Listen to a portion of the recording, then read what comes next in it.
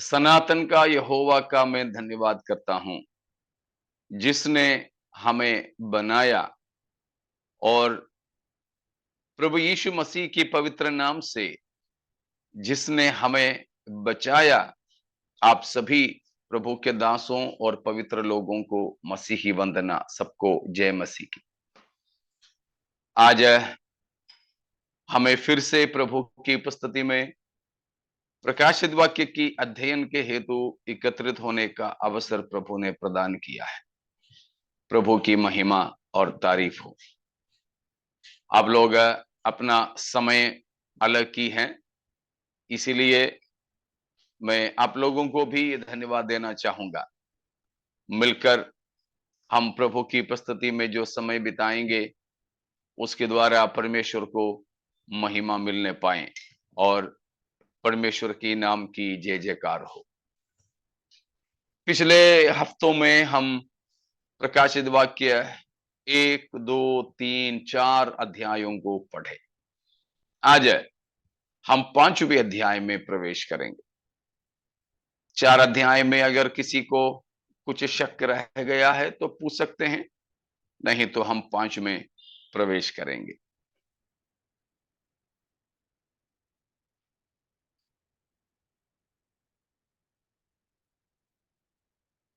चौथा अध्याय में कुछ सवाल नहीं रहा तो हम 5वें अध्याय में चलते हैं।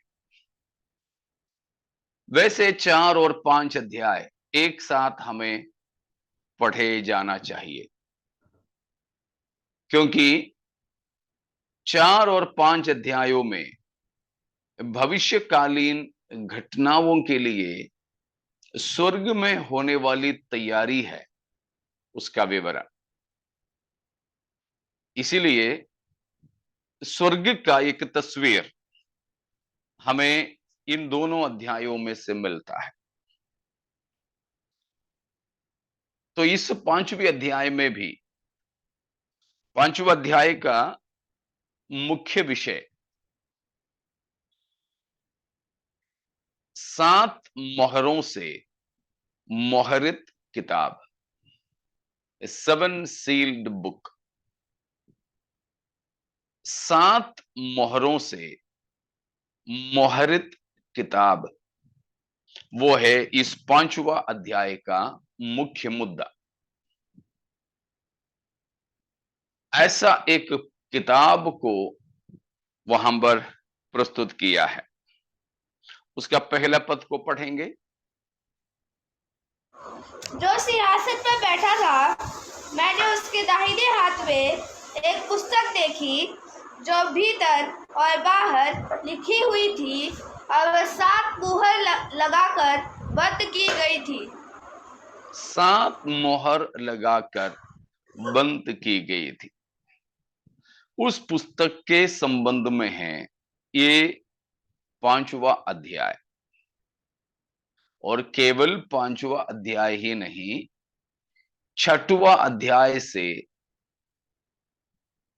19वां अध्याय तक इस मुहर्रत किताब के लिखे हुए बातों के अनुसार ही घटनाएं घट रही है। तो क्या हो सकता है ये किताब? 7 मोहरों से बंद किताब क्या हो सकता है? कौन सा किताब हो सकता है? हमारे भविष्य में होने वाली बातों को बताने के लिए। हम्म, ठीक है। और कुछ? कि भविष्य में जो भी बातें होंगी उससे हमें कैसे सावधानी बरतनी है और परमेश्वर के लिए हमें तैयार करना है अपने आप हाँ, को, कि तो हम स्वर्ग। हाँ, वो किताब कौन सा किताब होगा फिर? ये सब भविष्य बातें की लिखी हुई वो किताब का नाम क्या हो सकता है? या भविष्य उसमें से लिख भविष्य की किताब। भविष्य की किताब? हम्म,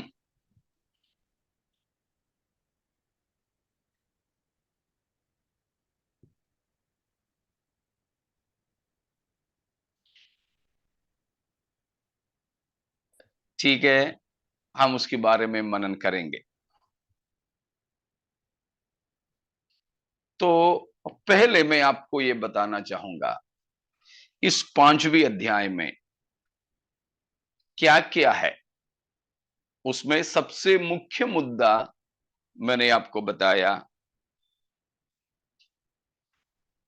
तो एक एक करके अभी हम जो देखते हैं। 5 का पहला पद में हम 14 अध्याय में जैसे देखे थे वैसे एक सिंहासन को देखते हैं।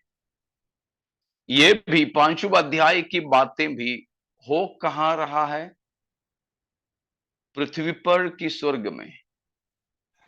स्वर्ग में। स्वर्ग, स्वर्ग में हो रहा। तो ये 5वां अध्याय के बाद भी 14 अध्याय के समान स्वर्ग में होने वाली बातें हैं। इसकी जो पृष्ठभूमि पृथ्वी नहीं है, स्वर्ग है। ठीक है, तो स्वर्ग में यूहन्ना यहां क्या क्या देखा? 14 अध्याय की जैसा एक सिंहासन को देखा और सिंहासन पर कोई बैठा हुआ है। वो क्या है और कौन है? आपने 14 अध्याय में देखे थे, सिंहासन पर बैठा हुआ व्यक्ति परमेश्वर पिता है। तो पिता परमेश्वर को सिंहासन पर बैठे हुए यूहन्ना यहां देखता है। उसके बाद देखा, परमेश्वर पिता के दाएं हाथ में एक पुस्तक है और उस पुस्तक की विशेषता अंदर बाहर लिखी हुई है। तो खाली किताब नहीं है, उसमें अंदर भी बाहर भी लिखे हुए हैं और उसको बंद कर दिया गया है। कितने मोहरों से? 7 मोहरों से। तो 7 मोहरों से बंद किया गया। भीतर बाहर लिखी हुई एक किताब सिंहासन पर बैठे हुए पिता परमेश्वर के दाएं हाथ में यूहन्ना यहां देखता है। ठीक है, पहले वचन के अनुसार सिंहासन, दूसरा सिंहासन पर बैठा हुआ परमेश्वर, तीसरा परमेश्वर के दाएं हाथ में 7 मोहरों से मोहरित किताब। ये 3 बात पहला वचन में है। दूसरा वचन में, फिर मैंने एक बलवंत स्वर्गदूत को देखा जो ऊंचे स्वर से यह प्रचार करता था कि इस पुस्तक के खोलने और उसकी मोहरें तोड़ने के योग्य कौन है। दूसरा वचन में हम चौथी बात को देखते हैं। तो 5वां अध्याय का चौथा दर्शन है, एक बलवंत स्वर्गदूत, एक बलवंत स्वर्गदूत।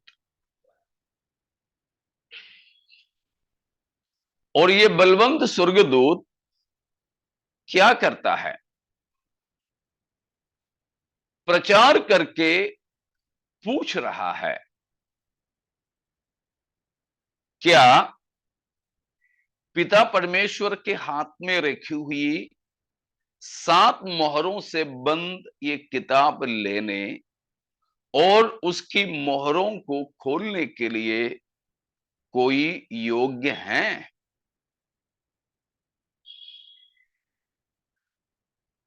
तो हम यहां पर पहले वचन में 3 बातों को देखा, दूसरे वचन में 2 बात, कुल 5 बात। यूहन्ना ने यहां पर 5 बातों को देखा। समझ में आ रहा ना सबको? मैं केवल 1-2 लोगों को ही देख पा रहा हूं, शायद बाकी लोग भी हमारे साथ हैं। पास्टर जी, पांचवा आपने क्या बताया? पांचवा है ये स्वर्गदूत का प्रश्न ओके। कि या ये मोहर लगाए गया पुस्तक लेने और उसके मोहर खोलने के लिए कोई योग्य है क्या, सवाल कर रहा है। तो उसने सुना ये प्रश्न, ये बलवंत स्वर्गदूत चिल्ला करके ऊंचे शब्द से प्रचार कर रहा था, कोई है इसको लेने और मोहर खोलने के लिए। तो 5 बात हो गया। और छठवीं बात तीसरा वचन में है कि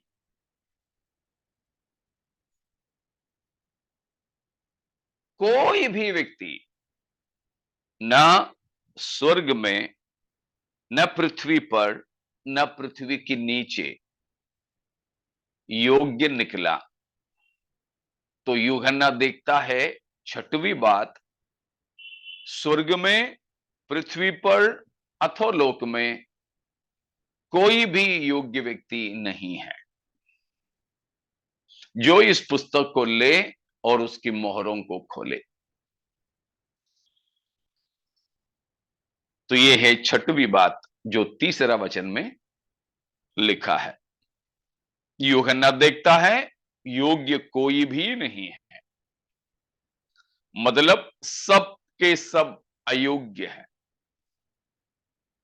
सबके सब इस पुस्तक को लेने और उसकी मोहर खोलने के लिए नालायक है, काबिल नहीं है। योग्य व्यक्ति कोई नहीं, स्वर्ग में कोई नहीं, कि स्वर्ग दूतों में, पवित्र लोगों में कोई नहीं, पृथ्वी पर कोई नहीं, मनुष्यों के बीच में कोई भी नहीं इस पुस्तक को लेने, मोहर को खोलने। और पृथ्वी की नीचे मरे हुओं में, शैतानी दुनिया में कोई नहीं कि इस पुस्तक को ले और उसकी मोहर को खोल दे। तो ये छठवीं बात, सबके सारे सृष्टि की अयोग्यता को यूहन्ना ने देखा। और उसके बाद चौथा पद में यूहन्ना को रोता हुआ हम देख सकते हैं, फूट फूट करके वो रोने लगा कि कोई नहीं है करके। ठीक है, वो क्यों है हम बाद में देखेंगे। तो तीसरे वचन तक हमने 6 दर्शनों की बातों को देखा। अब 7वीं बात 5वां पद में है। तब उन प्राचीनों में से एक ने यूहन्ना से कहा, मत रो। तो 5वां पद में 7वीं बात, यूहन्ना की रोने को बंद करने वाला, यूहन्ना की रोने के मना करने वाला एक प्राचीन को देखते हैं। प्राचीन को हमने पहले देखा था, कितने प्राचीन थे? 24 24 प्राचीनों में से एक अब 5वां पद में यूहन्ना से बातें कर रहा है। तो वो है 7वीं बात, यूहन्ना को तसल्ली देने वाला प्राचीन। 8वीं बात उसी वचन में है, प्राचीन उससे क्या कहा? मोहरित किताब को लेने, उसकी मोहर को खोलने के लिए एक योग्य व्यक्ति का परिचय कराया। मोहर लगाया गया किताब को परमेश्वर पिता के हाथों से लेने और उसकी मोहर को खोलने के लिए योग्य कितने लोग हैं? एक। एक लोग, एक व्यक्ति, उस एक योग्य व्यक्ति के बारे में वो प्राचीन यूहन्ना को यहां बताता है। ठीक है, उसके बाद वो कौन है वो व्यक्ति? यहूदा के गोत्र का सिंह, यहूदा का गोत्र का सिंह और दाऊद का मूल। दाऊद का मूल है। तो यहूदा के गोत्र का सिंह और दाऊद का मूल है। तो तीन बात 5वां पद में है कि यूहन्ना को वो तसल्ली देता है, ये पुस्तक लेने मोहर खोलने के लिए एक व्यक्ति योग्य है घोषित करता है, उस एक व्यक्ति का परिचय कराता है। उसका परिचय है, दो बात वहां पर लिखा, दो नहीं तीन, तीन बात लिखा है। एक यहूदा के गोत्र का सिंह है, दूसरा दाऊद का मूल है, और तीसरा है जयवंत हुआ है। जयवंत हुआ है। तो उस एकमात्र योग्य व्यक्ति का योग्यता या उसका परिचय या उसकी पहचान, वह यहूदा का गोत्र का सिंह है, दाऊद का कुटुंबी है और जयवंत भी हुआ है। तो अभी कितने बातें हो गए? कुल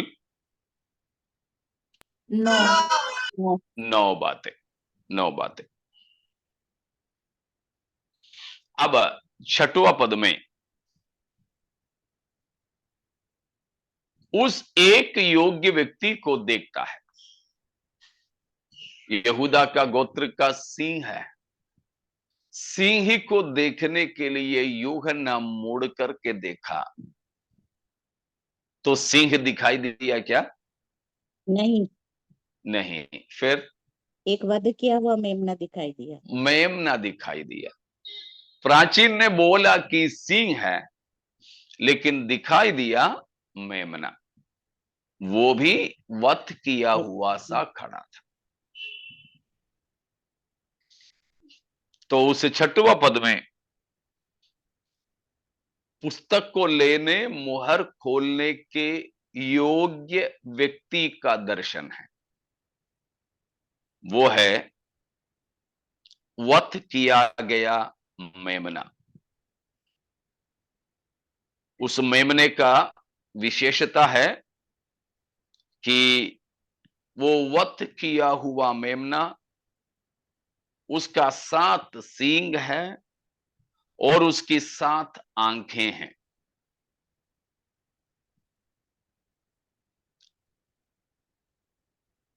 परमेश्वर पिता के हाथ से 7 मोहर से बंद किया गया किताब को लेने और उसकी मोहरों को खोलने के लिए योग्य व्यक्ति। यहां पर कौन है? परमेश्वर का वध किया हुआ मेमना। उसकी विशेषता या उसकी पहचान है, एक तो वो वध किया गया है, 7 सींग है और 7 आंखें हैं। 7 सींगे और 7 आंखें हैं। ठीक है। अब 10 बात हो गया। 11वीं बात 7वां पद में है। ये मेमना, ये वध किया गया मेमना, हमें मालूम है ये वध किया गया मेमना कौन है ना? प्रभु यीशु मसीह। प्रभु यीशु मसीह है। तो ये वध किया गया मेमना यीशु मसीह है। देखो, जब प्रभु यीशु इस संसार में आया था, तब वो मनुष्यों के पापों को उठा ले जाने वाला मेमना था, लेकिन अब वो आएगा वापस तो यहूदा का गोत्र का सिंह बन करके आएगा। आया था पहले तो मेमना बनकर, अब आएगा भविष्य में सिंह बनकर। ओ, हमारे प्रभु यीशु के प्रथम आगमन और द्वितीय आगमन में जो फर्क है, उसके बारे में भी हमें सीखना बहुत आनंददायक बात है। Praise God. तो ठीक है, अब 11वीं बात 7वां पद में है। 7वां पद को पढ़ें।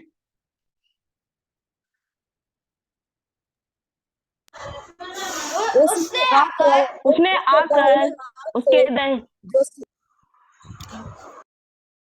जो सिंहासन पर बैठा था वह पुस्तक ले ली।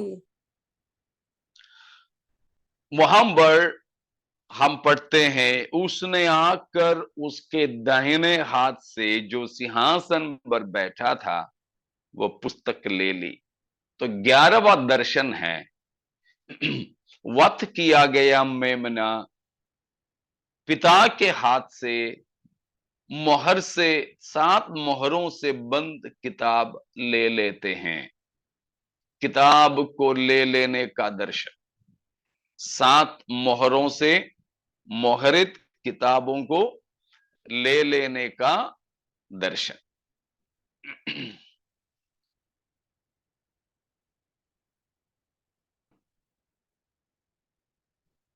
वो है हम 7वां पद में जो देखते हैं। अब 12वीं बात 8वां पद में है। और जब उसने पुस्तक ले ली तो वे चारों प्राणी और 24 प्राचीन उस मेमने के सामने गिर पड़े, और हर एक के हाथ में वीणा और धूप से भरे हुए सोने के कटोरे थे। ये तो पवित्र लोगों की प्रार्थनाएं हैं। और 9वां पद, और वे ये नया गीत गाने लगे कि तू इस पुस्तक के लेने और उसकी मोहरें खोलने के योग्य है, क्योंकि तूने वध होकर अपने लहू से हर एक कुल, भाषा, लोग और जाति में से परमेश्वर के लिए लोगों को मोल लिया है।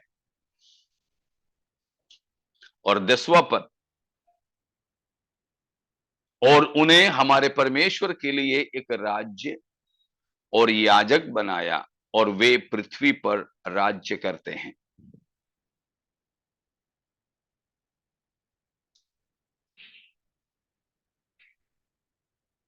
तो इन पदों में 8 पद से लेकर यूहन्ना जो देखा वो है वर्शिप ऑफ द लैम्ब, मेमने की आराधना है। मेमने की आराधना यूहन्ना देखता है 8, 9 और 10 पदों में।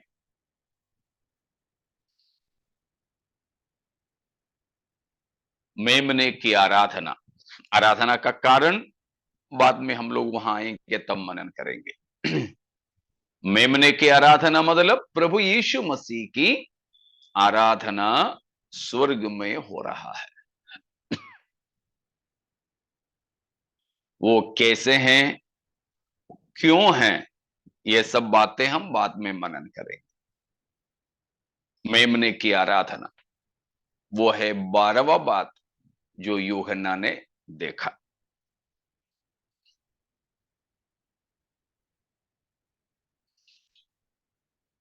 और नीचे भी वही बात 11वां पद में, 11वां पद को पढ़ेंगे। जब मैंने जब देखा मैंने तो उस तो सिंहासन उस और उन प्राणियों और उन प्राचीनों के चारों ओर बहुत से स्वर्गदूतों का शब्द सुना, जिनकी गिनती लाखों और करोड़ों की थी, और वे ऊंचे शब्द से कहते थे, वध किया हुआ बेवड़ा ही सामर्थ्य और धन और ज्ञान और शक्ति और आदर और महिमा और धन्यवाद के योग्य है।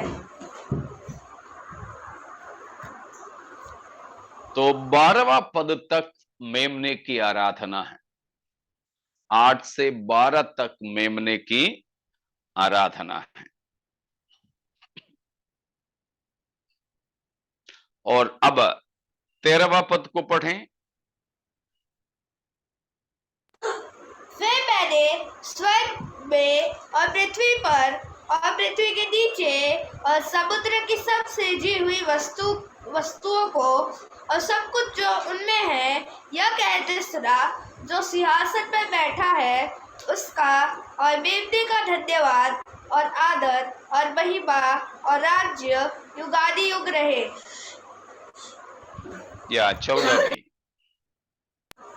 और चारों प्राणियों ने आमीन कहा और प्राचीनों ने गिरकर दंडवत किया। यहां पर पिता और पुत्र की आराधना हम देखते हैं, या त्रिएक परमेश्वर की आराधना, या पिता परमेश्वर की आराधना। सारे सृष्टि परमेश्वर की दंडवत कर रहे हैं।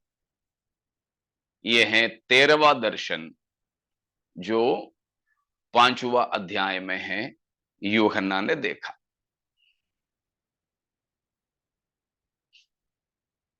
तो 5वां अध्याय पूरा हो गया, समझ में आ गए?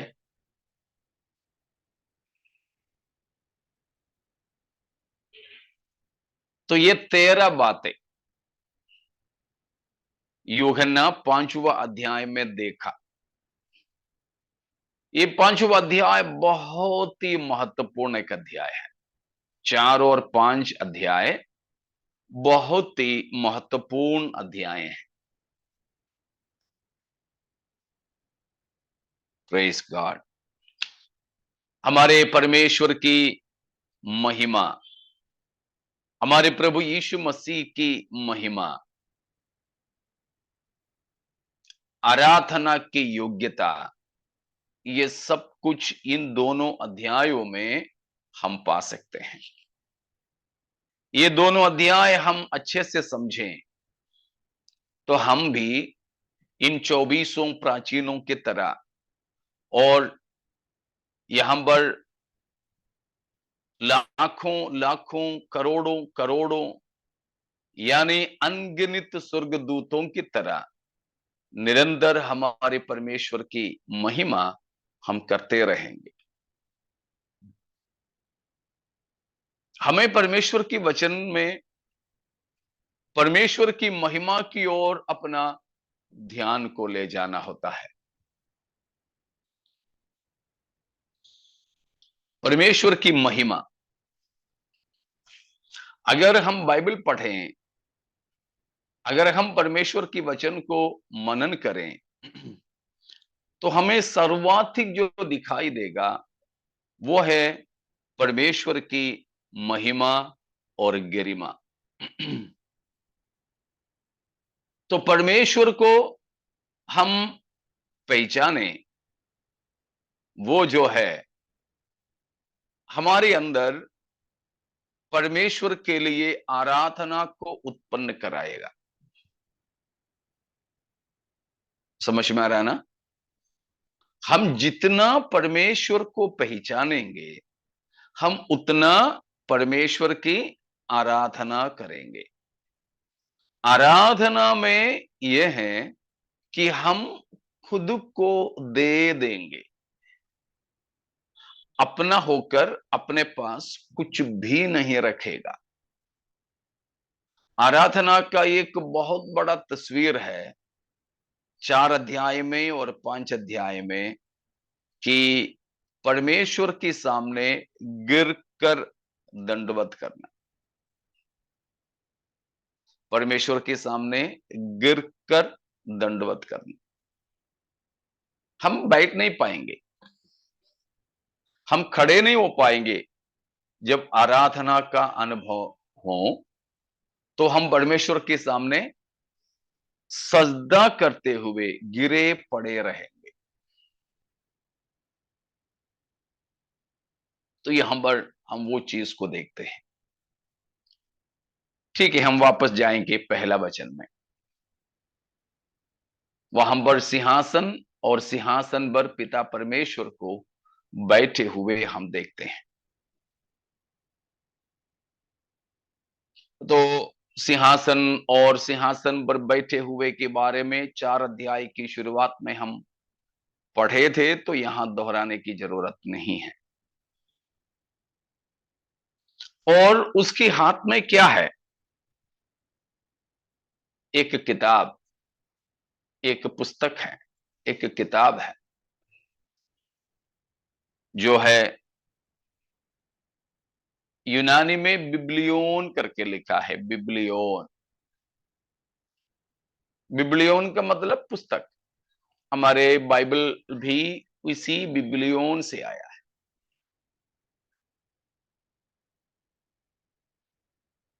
तो एक किताब है, उसकी विशेषता क्या है?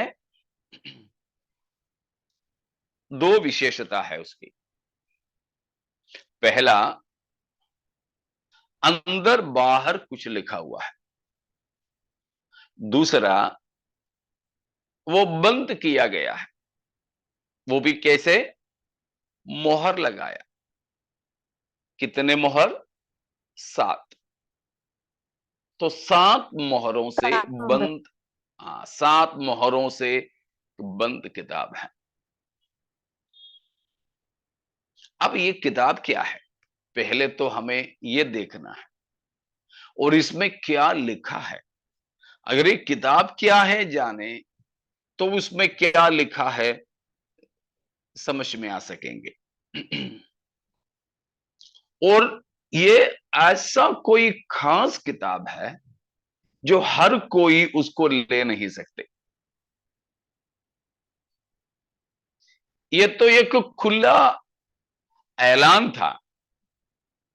कोई भी कहीं पर भी हो, स्वर्गदूतों में हो, शैतान के झुंड के हो, मनुष्यों में हो, किसी भी सृष्टि इस किताब को लेने और उसकी मोहर को खोलने के लिए योग्य हैं। तो आ जाओ, ले लो, खोलो, और उसमें जो जो बातें लिखा है उसका कार्यवाही करो। एक खुला ऐलान था, एकदम से ओपन चैलेंज और एन ओपन डिक्लेरेशन। सबके लिए अवसर दिया गया। कोई भी आ सकता था, किताब ले सकता था पिता परमेश्वर के हाथों से, और उसकी मोहरें खोल सकता था, और उसमें जो बातें लिखे उसकी लागूकरण भी कर सकता था। लेकिन कोई आया लेने? नहीं। कोई था योग्य? नहीं। ना कोई स्वर्ग में। मिकाएल तो आना चाहिए था कम से कम ना। परमेश्वर के स्वर्गदूतों में सबसे प्रधान दूत है, प्रधान दूत। जिब्राइल को तो आना चाहिए था। परमेश्वर के दूतों में जो संदेशवाहक जिब्राइल था, गैब्रियल। या फिर ये 4 प्राणियों में से कोई आना चाहिए था जो 14 अध्याय में था। पूरे पूरे आंखों ही आंखें हैं, 6 पंखे हैं,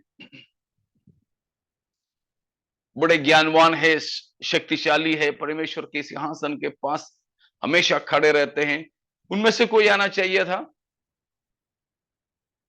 कोई नहीं आया। अरे कम से कम उसको तो आना चाहिए था जो बहुत पहले से बोल रहा था कि मैं परमेश्वर की सिंहासन के ऊपर अपना सिंहासन को रखूंगा, है ना। उसको तो आना चाहिए था। अरे सबके लिए ये खुलेआम बुलावा दिया गया था, कोई भी है तो आ जाओ। एक शक्तिशाली स्वर्गदूत खड़ा होकर के ऊंचे शब्द से चिल्ला करके कहा, कोई भी योग्य है तो आओ। तो स्वर्ग के प्रधान दूत मिखाएल भी नहीं आया, परमेश्वर का संदेश लेकर जाने वाला जिब्राइल भी नहीं आया, परमेश्वर के सिंहासन से हमेशा जुड़े रहने वाले बड़े ही ताकतवर ज्ञानवान करूब लोग या 4 प्राणियों में से कोई नहीं आए, और वो भी नहीं आया जो लूसीफर है, परमेश्वर के सिंहासन के ऊपर अपना सिंहासन को रखने की बात कहा था, परमेश्वर के ऊपर विराजमान होने की सपना देखता था। अरबों अरबों सालों से परमेश्वर को अपने सिंहासन से निकालने के लिए और अपने सिंहासन परमेश्वर के सिंहासन से भी ऊपर रखने के लिए कोशिश कर रहा था। उसको तो आना चाहिए था, लेकिन वो भी नहीं आया, कोई नहीं आया। तब यूहन्ना रो पड़ा।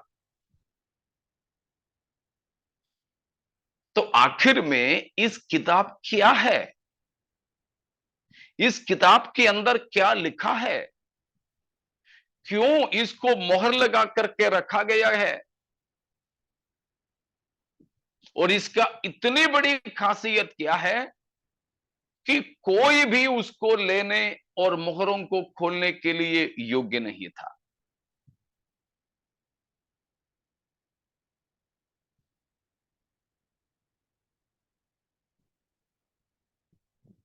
अब थोड़ा कुछ विचार और आया किसी के अंदर कि ये किताब क्या हो सकता है, इसके अंदर क्या लिखा रहा होगा। मनुष्यों से निगडित मतलब पृथ्वी पर के मनुष्यों से संबंधित बातें आगे होने वाली है, और प्रभु यीशु ने ही उनके पापों के लिए सभी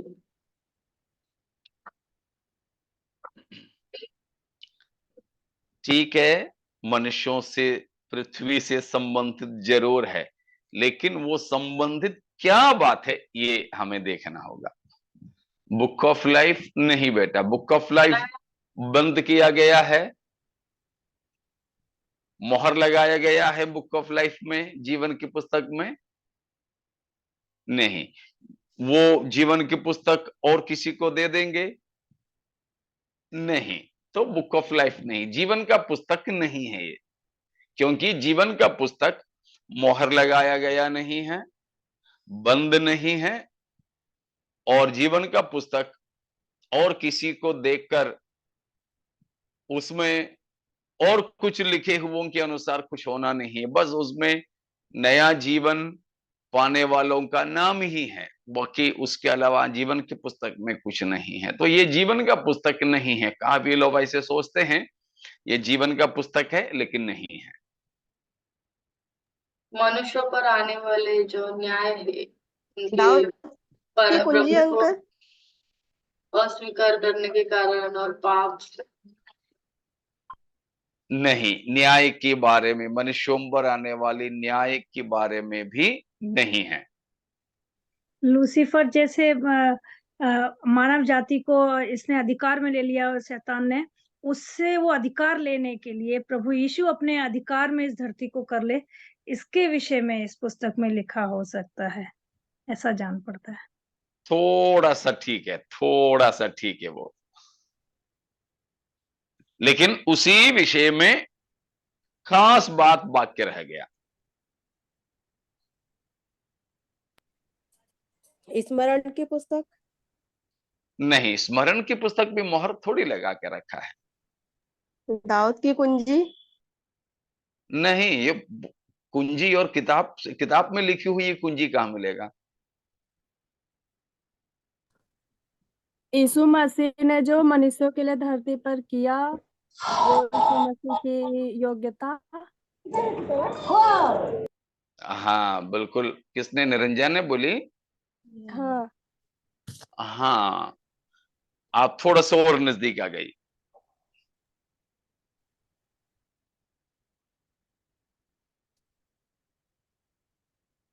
आप बहुत नजदीक आ गई। वध किया हुआ मेमना जो जयवंत हुआ है इस सब बातों पर। वो किस बात पर है? वो किस बात पर? वो बात है।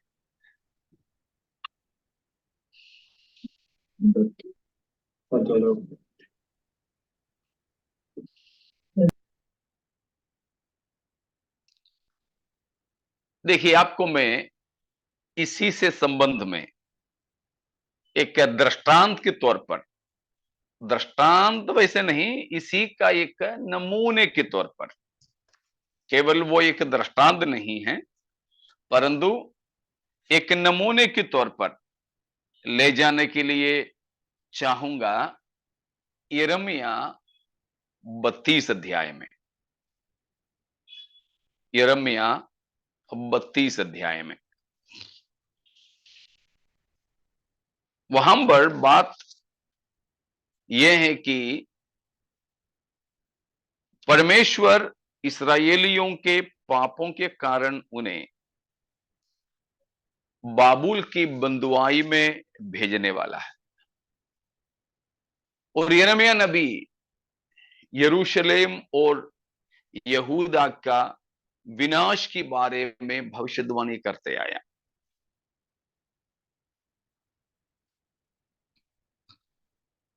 और यिर्मयाह ने अभी तक भविष्यवाणी यह किया कि यहां सब कुछ तहस नहस होने वाला है, सब कुछ नष्ट होने वाला है।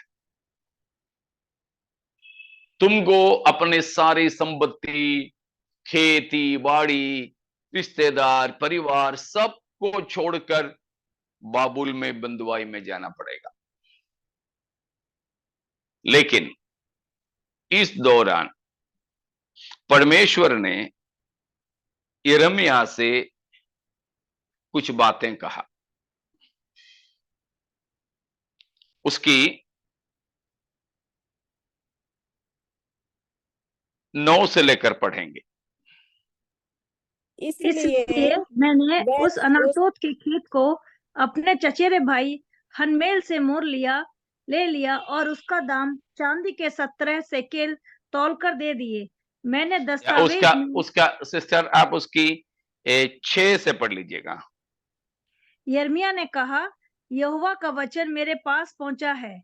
देख, सल्लम का पुत्र हनमेल जो तेरा चचेरा भाई है, वह तेरे पास यह कहने को आने पर है, मेरा खेत जो अनातोत में है उसे मोल ले, क्योंकि उसे मोल लेकर छुड़ाने का अधिकार तेरा ही है। अतः यहोवा के वचन के अनुसार मेरा चचेरा भाई हनमेल पहरे के आंगन में मेरे पास आकर कहने लगा, मेरा जो खेत बिन्यामीन देश के अनातोत में है उसे मोल ले, क्योंकि उसके स्वामी होने और उसको छुड़ा लेने का अधिकार तेरा ही है। इसलिए तू उसे मोल ले। तब मैंने जान लिया कि वह यहोवा का वचन था। इसलिए मैंने उस अनातोत के खेत को अपने चचेरे भाई हनमेल से मोल ले लिया और उसका दाम चांदी के 17 शेकेल तौल कर दे दिए। मैंने दस्तावेज में रुकिएगा, बाकी भी पढ़ना है। तो यहां देखा, परमेश्वर यिर्मयाह के द्वारा इस्राएल को या यहूदा को यह बताते आया कि यहां सब कुछ नष्ट और तहस नहस उथल पुथल होगा। लेकिन अब परमेश्वर यिर्मयाह से कहा कि तेरा चचेरा भाई तेरे पास आकर उनका खेत मोल लेने के लिए कहेगा, क्योंकि उसका खेत बेच रहा है और तू उसको खरीदना। मतलब क्यों खरीदना? क्यों खरीदना? क्योंकि तू ही उसके लेने के लिए। हाँ, 7वां पद में लिखा है कि तू ही उसका छुटकारा कर सकता है। इस्राएलियों में अगर कोई अपना खेती बाड़ी बेचता तो बाहर नहीं बेच सकता था, अपना रिश्तेदारों में ही कर सकता था। उसको छुटकारा बोलते थे, छुड़ौती बोलते थे, रिडेम्पशन बोलते थे। तो यहां पर यिर्मयाह इस परमेश्वर के वचन के अनुसार उसकी चचेरा भाई से क्या किया? अपना खेत मोल ले लिया। मोल ले लिया मतलब अपने चचेरा भाई की नहीं तो अपने कुटुंब की, अपने खानदान की संपत्ति को नष्ट होने से उसने दाम देकर छुड़ा लिया। इतना समझ में आया ना? दाम देकर छुड़ा लिया। छुड़ाने के बाद क्या किया? अब 10वां पद को पढ़ें।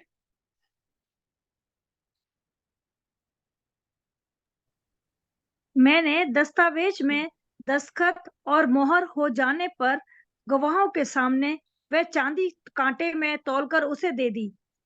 तब मैंने मोल लेने की दोनों दस्तावेज जिनमें सब शर्तें लिखी हुई थी और जिनमें से एक पर मोहर थी और दूसरी खुली हुई थी, उन्हें लेकर अपने चचेरे भाई हनमेल के और उन गवाहों के सामने जिन्होंने दस्तावेज में दस्तखत किए थे, उन सब यहूदियों के सामने जो भी पहरे के आंगन में बैठे हुए थे, नेरिय्याह के पुत्र बारूक को जो महसेयाह का पोता था, सौंप दिया। 14वीं वचन, अभी अभी रुकिएगा, 14वीं वचन फिर पढ़ना है। तो 10 से लेकर क्या पढ़ा? 9 तक हमने देखा यिर्मयाह ने दाम देकर अपने खानदान की संपत्ति को छुड़ा लिया। छुड़ाया हुआ चीज, उसका पूरा दस्तावेज, उसकी पूरी कागजात, उसका पूरा रिकॉर्ड बना दिया गया। बनाकर उसको क्या कर दिया गया है?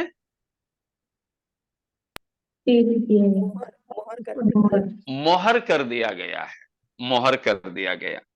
तो 2 प्रकार का दस्तावेज 11वां वचन में है, एक मोहर लगाया गया भी और बिना मोहर का भी। ठीक है, वो है अंदर भीतर लिखी हुई और मोहर लगाई हुई चीज। यहां मोहर लगाई हुई दस्तावेज किस चीज का है? जमीन का। अपने खानदानी खोई हुई चीज का छुटकारे का, जिसका यिर्मयाह ने दाम देकर के छुड़ाया। समझ में आ रहा ना? दाम देकर के छुड़ाया। अब ये दस्तावेज किसके ही नाम से हैं? यिर्मयाह की, क्योंकि उसी ने दाम दिया है, उसी ने दाम दिया है। अब उसकी 14वीं वचन को पढ़िए। इज़राइल का परमेश्वर सेनाओं का यहोवा यूं कहता है, इन मोल लेने की दस्तावेजों को जिन पर मोहर की हुई है और जो खुली हुई है, इन्हें लेकर मिट्टी के बर्तन में रख, ताकि ये बहुत दिन तक रहें। यह बहुत दिन तक रहे। अभी खरीदारी हो गया, दस्तावेज बना, दाम दिया, आदान प्रदान हो गया, लेकिन कार्यवाही अभी होगा? अभी नहीं। पूरा हो गया अभी ना। नहीं, अभी नहीं होगा, क्योंकि अभी तो बंदुआई में जा रहे हैं। अब यिर्मयाह की खानदान को ये संपत्ति कब मिलेगा? जब वो लौट बंदुआई, भाई हाँ, लौट आएंगे, उसके लिए बहुत टाइम लगेगा। हमें मालूम है 70 साल के बाद ही वे वापस आए थे। शायद यिर्मयाह तब तक मर भी गया होगा, लेकिन दस्तावेज को मिट्टी की बर्तन में डालकर, क्योंकि उस समय का स्ट्रोंग रूम वही था। आजकल तो बैंक में स्ट्रोंग रूम है, घर पे भी रख सकते हैं। अभी न्यूज वगैरह भी देखने के लिए देखता हूं तो एक विज्ञापन आता है, क्या हुआ, क्यों उदास है? बोलता है कि हमारे घर का पूरा चोरी हो गया। तो दूसरा बोलता है, अरे क्या डरना है, गोदरेज का स्ट्रोंग रूम लेकर के रखो ना, फिर तो बिंदास तुम कहीं पर भी मेहमानी चले जाओ, कोई चोर नहीं घुसेगा। तो आजकल ऐसा काफी संपत्ति रखने की सुविधाएं हैं, लेकिन उस समय जो खास चीजें रखते थे मिट्टी की बर्तनों में, इसलिए हैं आजकल भी कहीं कहीं से माया मिल जाता है घड़े में, है ना, सोना, सोने की, चांदी की सिक्के, ये सब घड़े में मिल जाते। तो उस समय के लोग ऐसे करते थे। तो यहां पर मिट्टी की बर्तन में ये दस्तावेज रखा, कहा कि बहुत दिन के बाद ही इसका लागूकरण होगा, रखे रहो, मोहर लगा करके रखा। तो ये मोहर लगाकर बहुत दिनों के लिए रखा हुआ दस्तावेज किस चीज का था? वो खेत खरीद लेने का, वो जमीन हाँ, खरीद लेने। खरीदारी की, छुटकारे की, जिसकी दाम यिर्मयाह ने दिया था। अब मान लीजिए 70 साल के बाद, बंदुआई होने के बाद, ये दस्तावेज लेता है और खेत के बारे में कुछ कोर्ट कचहरी या ग्राम पंचायत में बात हो, तो उस खेत को अपनाने के लिए जो कोई भी आ जाए, उसको क्या लेकर आना होगा? दस्तावेज। दस्तावेज लेकर आना होगा। बाहर वाले कोई ये दस्तावेज लेकर आ पाएगा? नहीं। नहीं। जिसका दस्तखत है, जिसका दस्तखत है, जिसने उसकी छुड़ौती का दाम चुकाया था, केवल वो ही उस खेत को इस दस्तावेज में लिखे हुए चीजों के अनुसार छोड़ा सकता है। इसीलिए अगर ग्राम पंचायत की न्यायाधीश वो दस्तावेज लेकर के किसी को भी ऐलान करके पूछ लें कि कोई भी योग्य है तो आ जाओ, दूसरा कोई पहुंचेगा? नहीं। ना, नहीं। बिल्कुल नहीं।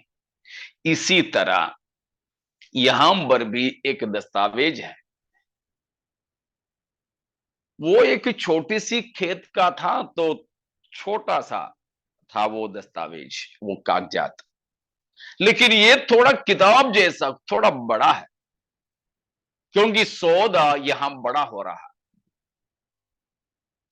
तो उस यिर्मयाह 32 में लिखी हुई बातों के अनुसार प्रकाशित वाक्य 5 अध्याय का ये जो किताब, जो 7 मोहरों से बंद किया गया था, वो भी क्या ही होगा? हमारे पापों के भुगतान देने की डील। बिल्कुल, ये है record of that deal with which the human redemption is made possible.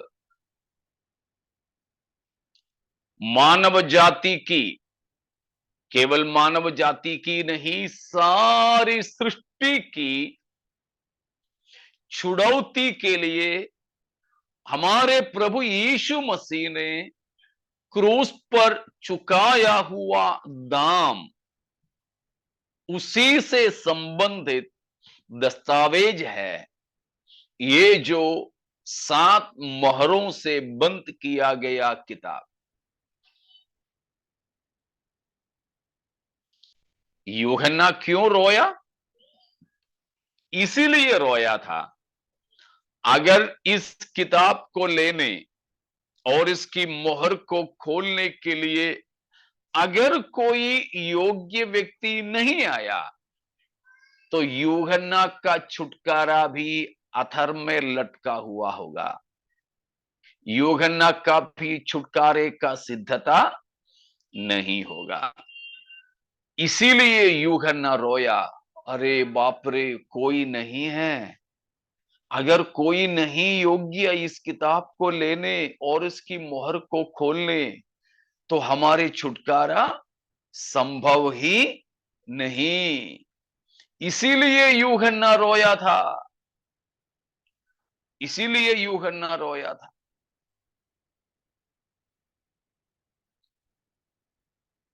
समझ में आ रहा ना? तो ये जो किताब है क्या है? मानव जाति के तथा सारी सृष्टि की छुड़ौती के सिलसिले में प्रभु यीशु मसीह ने क्रूस पर जो दाम देकर बंधा हुआ उस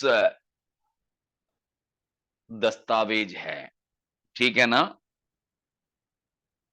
दस्तावेज है, मतलब इसमें लिखा हुआ है पृथ्वी की, मानव जाति की, सारी सृष्टि की छुटकारे का सब कुछ।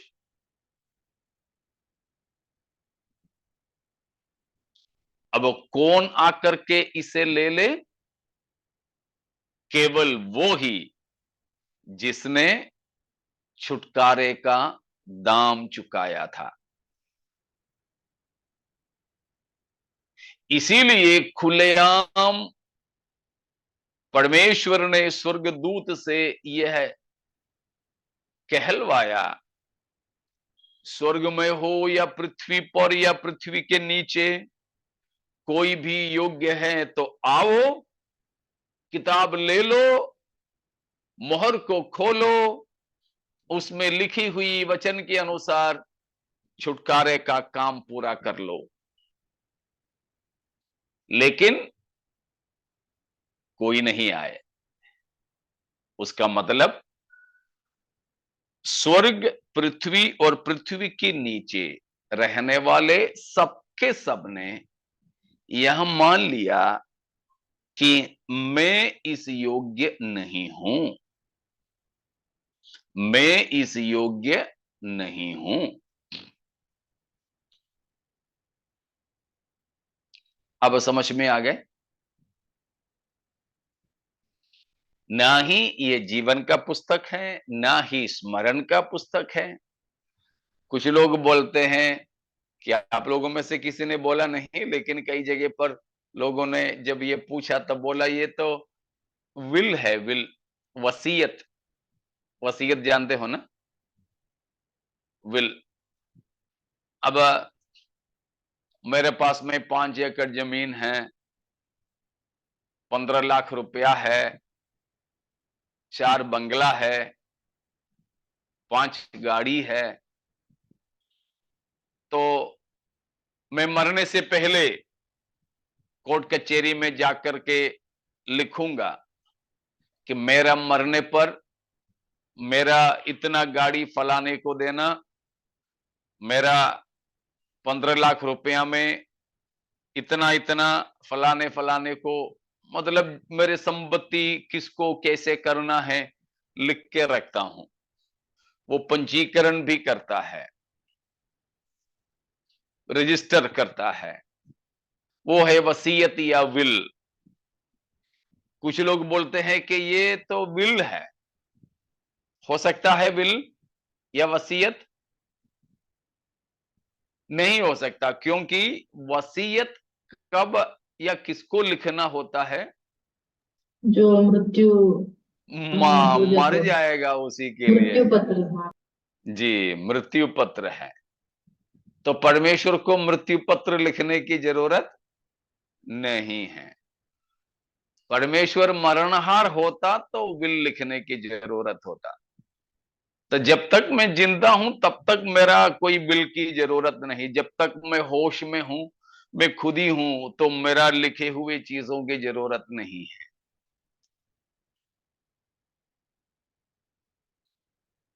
तो ये वसीयत, स्मरण की किताब, जीवन की पुस्तक कुछ भी नहीं है। कुछ लोग सोचते हैं कि ये बाइबल है। बिल्कुल नहीं, बाइबल भी मोहर लगा के थोड़ी रखा है। आज तो हमारे पास में खुले खुले हैं। तो ये वो है, प्रभु यीशु मसीह हमारे छुटकारे के लिए जो क्रूस पर किया, उसका सारा रिकॉर्ड है, उसकी सारी दस्तावेज है। उस समय मसीह ने छुटकारे का दाम तो दिया, लेकिन अब तक वो लागू नहीं हुआ। अब ये संडे को, परसों, हमारे चर्च का एक ब्रदर, उनका एक दोस्त के साथ में गया। उनका दोस्त एक फ्लैट बुक किया। तो वो ब्रदर सब बुकिंग सब करके शाम को आए। हम लोग बात कर रहे थे तो बोला कि बुक कर दिया है, इतना लाख रुपया में, इतना स्क्वायर फीट का, इतना कमरे वाला एक फ्लैट बुक किया। तो मैंने पूछा कि कब मिलेगा? बोला 2025 अप्रैल महीने में। 2025 अभी सौदा हो गया है। टोकन मनी दे दिया। जो बुकिंग करते समय में देना चाहिए था वो पैसा दे दिया, बाकी सारे कुछ हो गया। लेकिन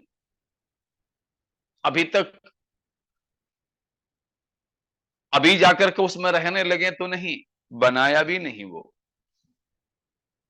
उनका शायद 10वां फ्लोर में कुछ है, लेकिन अभी 2 माला तक ही बना है, बाकी बनने के लिए बाकी है। तो 1-1.5 साल और है। लेकिन उनको अभी जो पैसा दिया उसका सारा कागजात को संभाल के रखना होगा। जब वो सब बनाए जाएं, सब कुछ हो जाए, तो ये ले जा करके बोल सकता है कि ये मेरा है। यीशु मसीह लेकिन उससे बढ़कर है, दाम पूरा कर लिया। केवल एडवांस ही नहीं दिया, बयाना ही नहीं दिया, पूरा चुका दिया। मसीह ने सिद्ध कर दिया है। लेकिन छुड़ौती का समय अभी तक आया नहीं। अब 5वां अध्याय प्रकाशित वाक्य में हो रहा है, तो सारी सृष्टि को प्रभु ने ऐलान करके, चुनौती करके पूछा, कोई भी है तो आओ।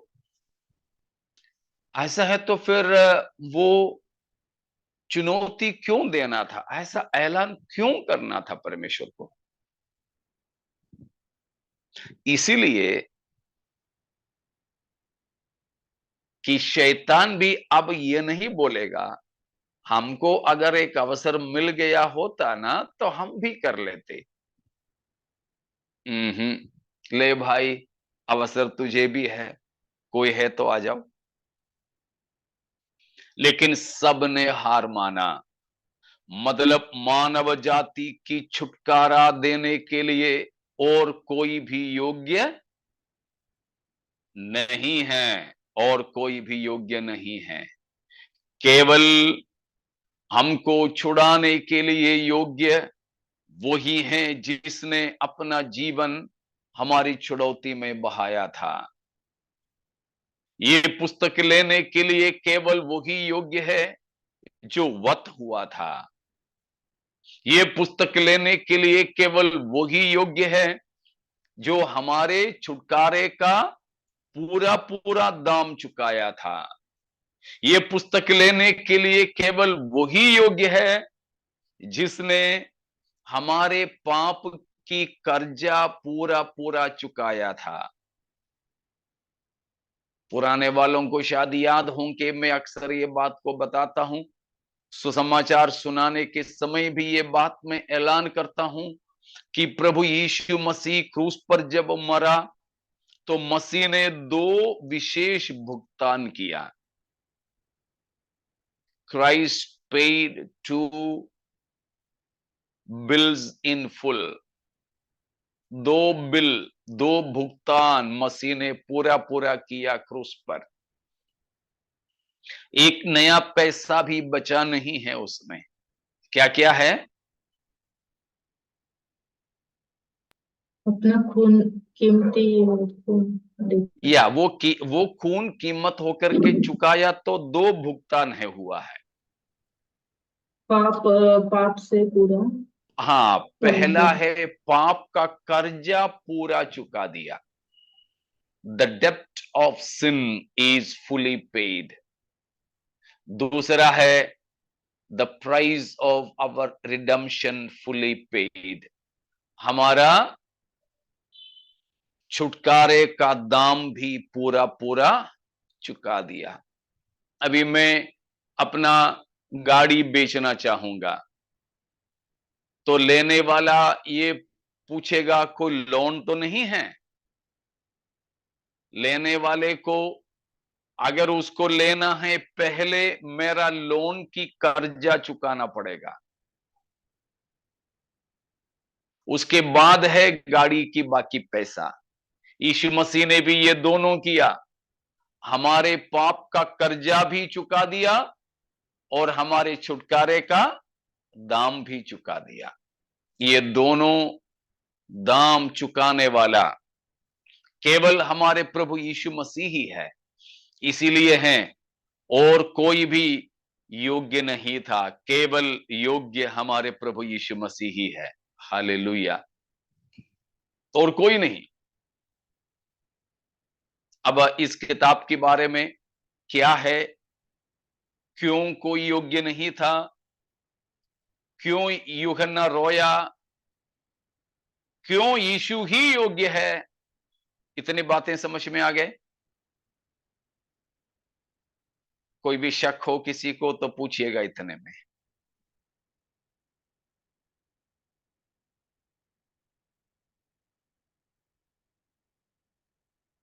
Praise God.